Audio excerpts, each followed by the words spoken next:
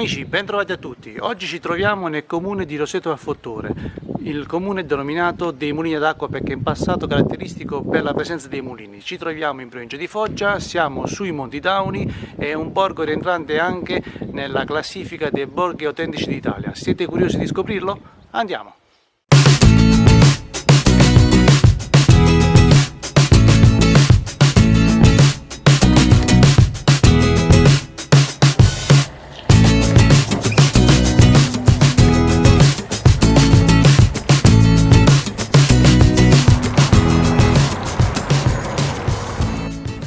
Partiamo subito dalla piazza principale di Roseto al Fattore, tra Largo Monsignor Saggese e piazza Umberto I.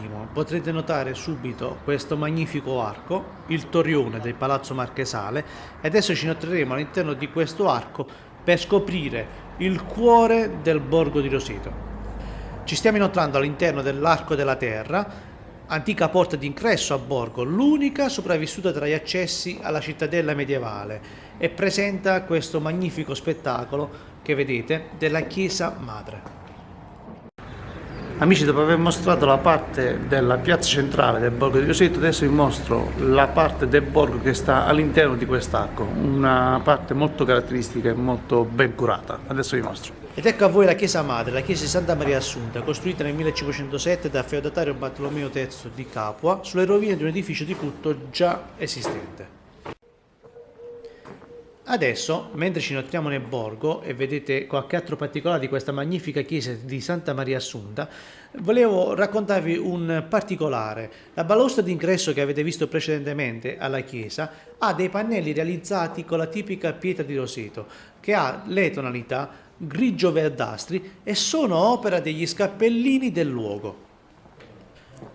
Camminando adesso, come potete continuare a notare, molti fabbricati hanno la caratteristica di essere costruiti in pietra. Come potete notare, il borgo si presenta molto interessante. Poi a me personalmente piace molto questo particolare di queste scalette, queste scalinate esterne.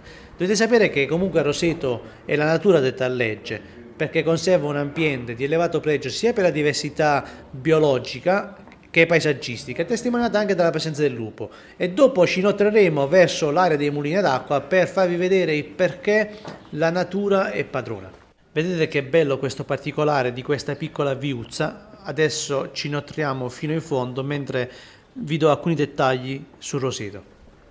Roseto al Fattore sorge fra i monti della Daunia ad un'altezza di 650 metri quadri sul livello del mare, e in epoca preromana l'alta valle del Fattore e i Monti Dauni erano interamente controllati dai Sanniti e dagli Irpini, i quali vi fondarono dei veri e propri villaggi fortificati.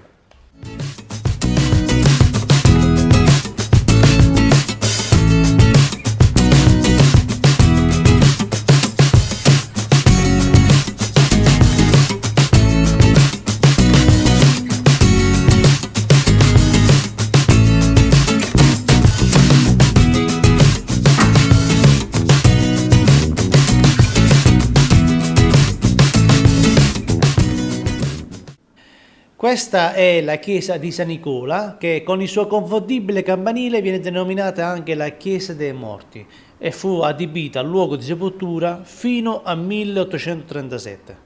Amici, adesso stiamo proseguendo all'interno del borgo, subito dopo la piazzetta, per mostrarvi una chiesa molto caratteristica.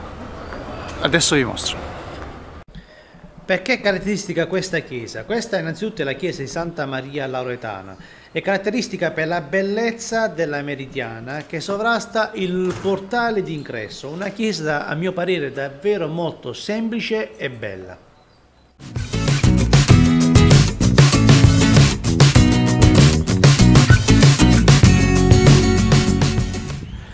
Amici, adesso ci troviamo esattamente nell'area verde di Roseto al Fattore. Siamo a soli 600 metri dal cuore del borgo di Roseto. Un po' come tutti i Monti Dauni, Roseto è dominata dalla natura, quindi è difficile non trovare questi spazi. In questi spazi si può fare di tutto, ci sono campi sportivi, c'è l'area per bambini, parco giochi per bambini, area relax per le persone che amano semplicemente venirsi a rilassare in mezzo alla natura, c'è un bel viale per poter fare attività sportiva oppure passeggiare con i cani. Adesso vi mostro.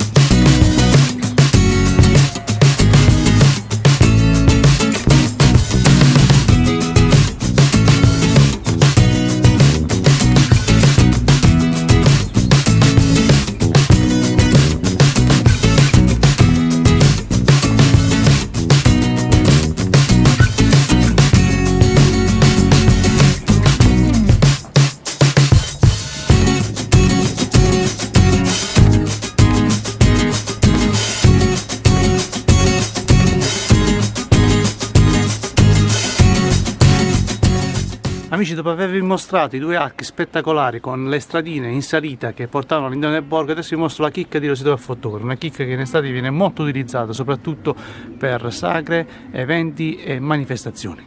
Ecco qui.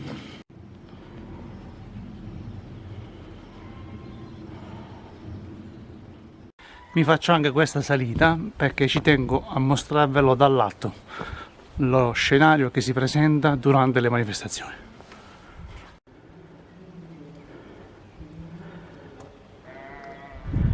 Questa è la vista che si ottiene in estate durante le manifestazioni. Punto panoramico pazzesco. Amici, adesso vi mostro un posto molto particolare. Vi avevo accennato inizialmente che Roseto era considerato il borgo dei mulini ad acqua. Qui ci troviamo in un vecchio mulino ad acqua rivalorizzato e trasformato anche in piscina per il periodo estivo per i residenti e per tutti gli abitanti dei Monti Tauni e dintorni. Adesso vi mostro, vedete che spettacolo.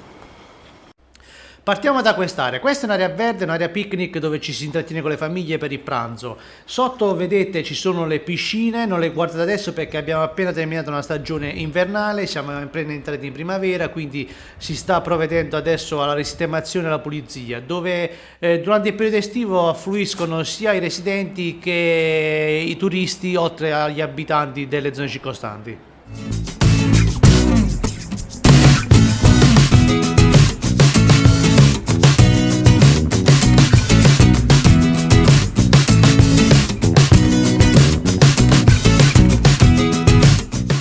Adesso entriamo dal vivo in questo mulino. Come vi avevo accennato inizialmente, il paesaggio rosetano è costellato da splendidi antichi mulini d'acqua, tra cui quello più antico che è del 1338.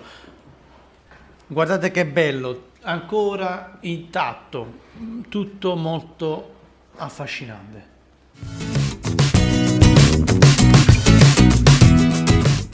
Ci inoltriamo nella scala di questo torrione per farvi vedere il particolare.